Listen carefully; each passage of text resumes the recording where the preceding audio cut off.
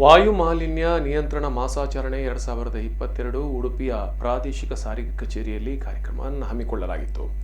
ವಾಯು ಮಾಲಿನ್ಯ ನಿಯಂತ್ರಣ ಮಾಸಾಚರಣೆ 2022 ಸಮಾರಂಭ ಉಡುಪಿ ಮಣಿಪಾಲದ ಪ್ರಾದೇಶಿಕ ಸಾರಿಗೆ ಕಚೇರಿಯಲ್ಲಿ ನಡೆಯಿತು. ಈ ಸಂದರ್ಭದಲ್ಲಿ ನಿಮ್ಮ ಆರೋಗ್ಯ ಕಾಪಾಡಲು ನಿಮ್ಮ ವಾಹನದ ಆರೋಗ್ಯ ತಪಾಸಣೆ ಮಾಡಿಸಿ ಎಂಬ ಕರಪತ್ರವನ್ನು ಅಪರ ಜಿಲ್ಲಾಧಿಕಾರಿ ಶ್ರೀಮತಿ ವೀಣಾ ಬಿಎನ್ ಬಿಡುಗಡೆಗೊಳಿಸಿದರು. ಬಳಿಕ ಮಾತನಾಡಿದ ಅವರು, ಪ್ರಕೃತಿಗೆ ನಮ್ಮ ಎಲ್ಲ ಆಸೆಗಳನ್ನು ಪೂರೈಸುವಷ್ಟು ಶಕ್ತಿ ಇದೆ, ಆದರೆ ದುರಾಸೆಗಳನ್ನಲ್ಲ. ನಮ್ಮ ಹಿಂದಿನ ಪೀಳಿಗೆ ನಮಗೆ ಏನು ಬಿಟ್ಟು ಹೋಗಿದ್ದಾರೆ ಅದನ್ನು ನಮ್ಮ ಮುಂದಿನ ಪೀಳಿಗೆಗೆ ಉಳಿಸುವ ಕಾರ್ಯಗಳು ನಾವು ಮಾಡಬೇಕಾಗಿದೆ.